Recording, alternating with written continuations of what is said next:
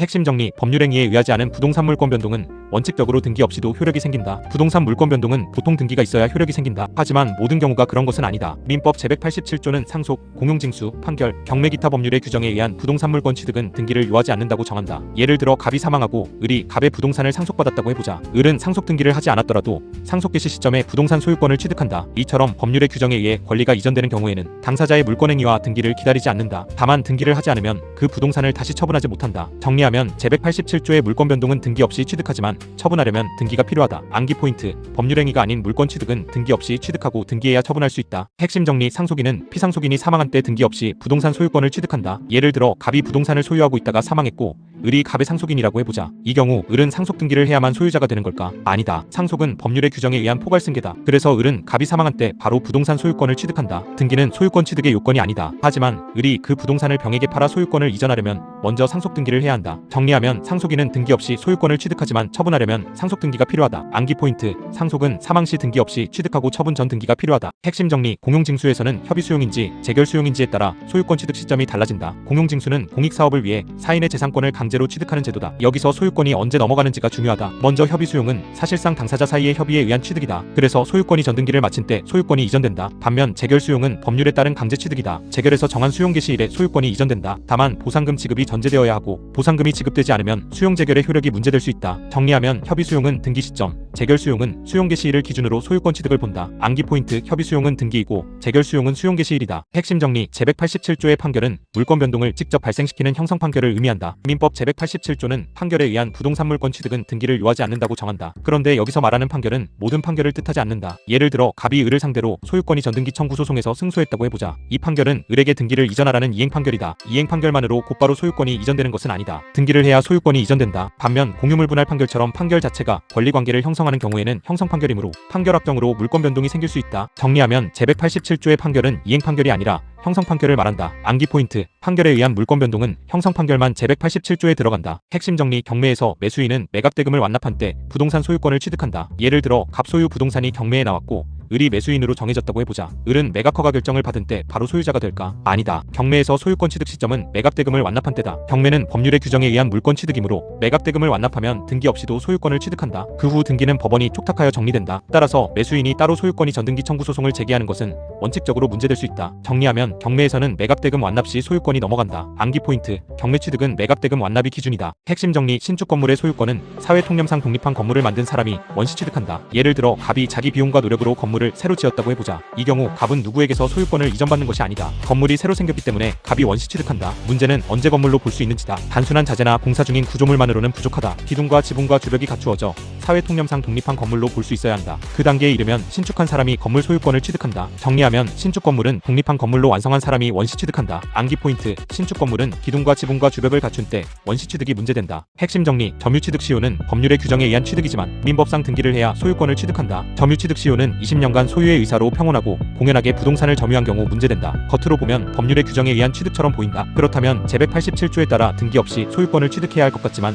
민법은 다르게 정한다. 점유 취득 시효는 등기를 해야 소유권을 취득한다. 즉 취득 시효 기간이 완성되었다고 해서 바로 소유자가 되는 것은 아니다. 취득 시효 완성자는 소유권이 전등기 청구권을 취득하고 등기를 마쳐야 소유권자가 된다. 정리하면 점유 취득 시효는 제187조의 예외처럼 등기를 해야 소유권 취득이 완성된다. 암기 포인트, 점유 취득 시효는 기간 완성만으로 부족하고 등기가 필요하다. 핵심 정리, 제187조로 등기 없이 물권을 취득한 사람도 그 권리를 처분하려면 등기를 해야 한다. 예를 들어 갑이 부동산을 상속받았다고 해보자. 갑은 상속 등기를 하지 않았더라도 소유권을 취득한다. 그런데 갑이 그 부동산을 을에게 팔아 소유권을 넘기려면 어떻게 해야 할까? 갑은 먼저 자기 명의로 등기를 해야 한다. 민법 제187조 단서는 등기를 하지 않으면 처분하지 못한다고 정한다. 여기서 처분하지 못한다는 말은 물권 변동의 효력을 발생시킬 수 없다는 뜻이다. 다만 매매계약 같은 채권행위 자체가 당연히 무효가 되는 것은 아니다. 정리하면 등기 없이 취득한 권리도 처분하려면 등기를 갖추어야 한다. 암기 포인트, 제187조 취득자는 등기 없이 취득하지만 등기해야 처분할 수 있다. 핵심 정리, 법률행위에 의한 소유권이 전등기 청구권은 원칙적으로 채권적 청구권이다. 예를 들어 갑이 을에게 부동산을 팔았다고 해보자. 을은 갑에게 소유권이 전등기를 해달라고 청구할 수 있다. 이 권리가 등기 청구권이다. 그런데 이 등기 청구권은 물권적 청구권일까? 채권적 청구권일까? 법률행위에 의해 발생한 등기 청구권은 원칙적으로 채권적 청구권이다. 매매계약이라는 채권관계에서 발생한 권리이기 때문이다. 그래서 원칙적으로 10년의 소멸시효가 문제된다. 다만 매수인이 목적물을 인도받아 계속 사용하고 있는 경우에는 권리 위에 잠자는 사람으로 보기 어렵기 때문에 시효 진행이 제한될 수 있다. 정리하면 매매계약상 등기 청구권은 채권적 청구권이지만 인도와 사용 여부에 따라 시효 문제가 달라진다. 암기 포인트. 법률행위에 의한 등기 청구권은 원칙적으로 채권적 청구권이다. 핵심 정리. 등기를 이전받아야 할 사람이 등기를 받아가지 않는 경우 상대방은 등기 인수 청구권을 행사할 수 있고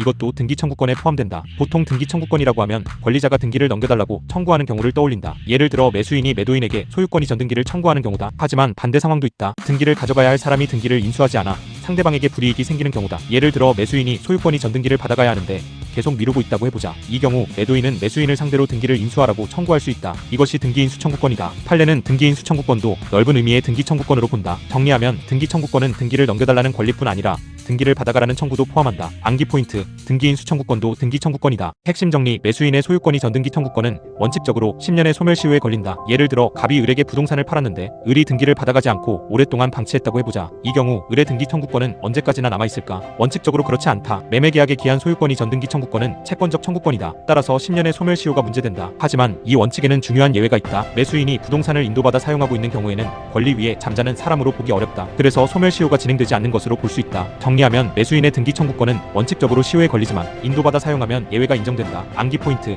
등기 청구권은 원칙적으로 10년이지만 인도받아 사용하면 시효 진행이 제한된다. 핵심 정리. 매수인이 부동산을 인도받아 사용하고 있다면 소유권이 전등기 청구권의 소멸시효는 진행되지 않는다. 예를 들어 갑이 을에게 토지를 팔았고 을이 토지를 인도받아 실제로 사용하고 있다고 해보자. 그런데 을이 등기만 하지 않은 채 10년이 지났다. 갑은 을의 등기 청구권이 시효로 소멸했다고 주장할 수 있을까? 판례는 매수인이 목적물을 인도받아 사용하고 있다면 소멸시효가 진행되지 않는다고 본다. 왜냐하면 을은 권리 위에 잠자는 사람이 아니기 때문이다. 을은 이미 목적물을 지배하면서 권리를 행사하고 있다. 등기만 아직 하지 않았을 뿐이다. 정리하면 매수인이 인도받아 사용하면 등기 청구권 시효는 진행되지 않는다. 암기 포인트. 인도받아 사용 중인 매수인은 권리 위에 잠자는 사람이 아니다. 핵심 정리. 매수인이 부동산을 인도받아 사용하다가 다른 사람에게 처분한 경우에도 소유권이 전등기 청구권의 시효는 진행되지 않을 수 있다. 예를 들어 을이 갑에게서 부동산을 매수하고 인도받아 사용했다고 해보자. 그 후 을이 그 부동산을 병에게 다시 팔았다. 그런데 아직 갑에서 을로의 소유권이 전등기가 되어 있지 않다. 이 경우 을이 더 이상 직접 사용하지 않으니 등기 청구권의 시효가 진행될까? 판례는 인도받아 사용하다 처분한 경우도 적극적인 권리 행사의 일환으로 본다. 즉 을은 권리를 방치한 것이 아니라 오히려 권리를 행사하여 처분한 것이다. 따라서 단순히 점유를 넘겼다는 이유만으로 시효가 진행된다고 보지 않는다. 정리하면 인도받아 사용하다 처분한 경우도 권리 행사로 보아 시효 진행이 제한될 수 있다. 암기 포인트. 인도 후 처분은 권리 방치가 아니라 적극적 권리 행사로 본다. 핵심 정리. 매수인이 인도받아 사용하던 부동산의 점유를 침탈당하면 그때부터 등기 청구권의 소멸시효가 진행될 수 있다. 예를 들어 을이 갑에게서 부동산을 매수하고 인도받아 사용하고 있었다고 해보자. 이동안에는 을의 등기 청구권 소멸시효가 진행되지 않는다. 그런데 병이 그 부동산을 침탈해서 을이 점유를 잃었다면 어떻게 될까? 이제 을은 더 이상 목적물을 사용하면서 권리를 행사하고 있다고 보기 어렵다. 따라서 점유를 침탈당한 때부터 등기 청구권의 소멸시효가 진행될 수 있다. 취득시효 완성자의 경우에도 점유를 상실하면 그때부터 등기 청구권의 시효가 문제될 수 있다. 정리하면 인도받아 사용 중이면 시효가 멈추지만 점유를 잃으면 그때부터 시효가 진행될 수 있다. 암기 포인트. 점유 침탈은 등기 청구권 시효 진행의 출발점이 될 수 있다. 핵심 정리. 등기가 실체관계와 맞지 않으면 진정한 권리자는 말소등기 청구나 진정명의회복 등기 청구를 할 수 있다. 예를 들어 갑 소유 부동산이 원인 없이 을 명의로 등기되어 있다고 해보자. 등기부상으로는 을이 소유자처럼 보인다. 하지만 실체관계상 소유자는 갑이다. 이 경우 갑은 을을 상대로 원인 무효 등기의 말소를 청구할 수 있다. 이는 소유권에 기한 물권적 청구권이다. 또 갑은 바로 자기 명의로 진정명의회복 등기를 청구할 수도 있다. 어느 방식을 택하든 핵심은 잘못된 등기 상태를 실제 권리관계에 맞게 바로잡는 것이다. 정리하면 실체관계와 등기가 불일치하면 말소등기 청구나 진정명의회복 등기 청구가 문제된다. 암기 포인트. 잘못된 등기는 말소하거나 진정명의로 회복한다. 핵심 정리. 진정명의회복 등기는 진정한 권리자가 자기 명의로 등기를 회복하기 위해 청구하는 등기다. 예를 들어 갑이 진짜 소유자인데 등기부에는 을이 소유자로 올라가 있다고 해보자. 갑은 을명의 등기를 말소하라고 청구할 수 있다. 그런데 말소만 하면 등기 상태가 복잡해지거나 다시 자기 명의 등기를 해야 하는 문제가 생길 수 있다. 그래서 갑은 진정한 소유자인 자기 명의로 바로 등기를 회복해달라고 청구할 수 있다. 이것이 진정명의회복 등기다. 다만 진정명의회복 등기 청구와 말소등기 청구가 같은 소유권에 기초하고 같은 등기 회복 목적을 가진다면 기판령 문제가 생길 수 있다. 정리하면 진정명의회복 등기는 진짜 권리자의 명의로 등기 상태를 바로잡는 제도다. 암기 포인트. 진정명의회복 등기는 진짜 소유자 명의로 등기를 회복하는 청구다. 핵심 정리. 가등기는 장래 본등기를 할 청구권의 순위를 보전하기 위해 미리 해두는 등기다. 예를 들어 갑이 을에게 부동산을 팔기로 했지만 아직 본등기를 할 수 없는 사정이 있다고 해보자. 이때 을은 장래 소유권이 전등기 청구권을 보전하기 위해 가등기를 할 수 있다. 가등기는 권리의 설정,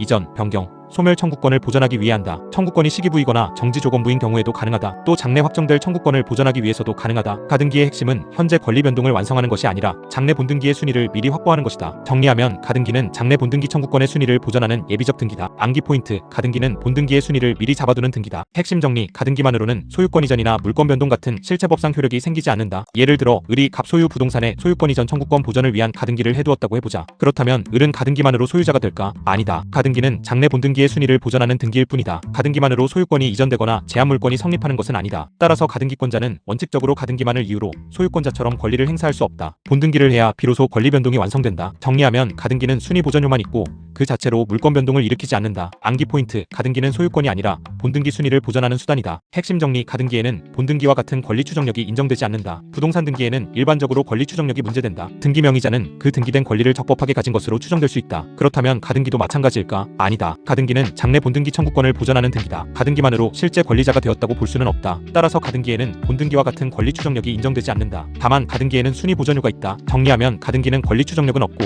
순위 보전료가 핵심이다. 암기 포인트: 가등기는 권리를 추정하지 않고 순위를 보전한다. 핵심 정리: 가등기 후 본등기를 하면 본등기의 순위가 가등기 시점으로 보전된다. 예를 들어 을이 갑 소유 부동산에 가등기를 해두었다고 해보자. 그 후 갑이 그 부동산에 대해 병에게 저당권을 설정해 주었다. 나중에 을이 가등기에 기해 본등기를 하면 어떻게 될까? 가등기의 순위 보전료 때문에 을의 본등기 순위는 가등기 시점으로 올라간다. 그래서 가등기 이후에 이루어진 병의 등기는 을의 본등기와 양립할 수 없는 범위에서 직권말소될 수 있다. 하지만 주의해야 한다. 물권 변동의 효력이 가등기 시점으로 소급하는 것은 아니다. 순위만 가등기 시점으로 보전되는 것이다. 정리하면 가등기의 효과는 물권 변동의 소급이 아니라 본등기의 순위 보전이다. 암기 포인트: 가등기는 권리 변동을 소급시키는 것이 아니라 순위만 보전한다. 핵심 정리: 가등기에 기한 본등기는 원칙적으로 가등기 당시의 소유자를 상대로 청구해야 한다. 예를 들어 을이 갑 소유 부동산에 가등기를 했다고 해보자. 그 후 갑이 그 부동산을 병에게 처분해서 병 앞으로 소유권이 전등기가 되었다. 을이 본등기를 하려면 누구에게 청구해야 할까? 가등기에 기한 본등기 청구의 상대방은 원칙적으로 가등기 당시의 소유자인 갑이다. 가등기는 갑에 대한 청구권을 보전하기 위해 한 것이기 때문이다. 다만 본등기가 이루어지면 가등기 후에 이루어진 병의 등기는 순위 보전료에 따라 영향을 받을 수 있다. 정리하면 본등기 청구의 상대방은 가등기 당시의 소유자를 기준으로 본다. 암기 포인트: 가등기 본등기 청구는 가등기 당시 소유자를 상대로 한다. 핵심 정리: 가등기권자가 본등기 절차가 아니라 별도의 소유권이 전등기를 받은 경우에도 일정한 경우 본등기 청구권이 소멸할 수 있다. 예를 들어 을이 갑 소유 부동산에 가등기를 해두었다고 해보자. 그런데 을이 나중에 가등기에 기한 본등기를 한 것이 아니라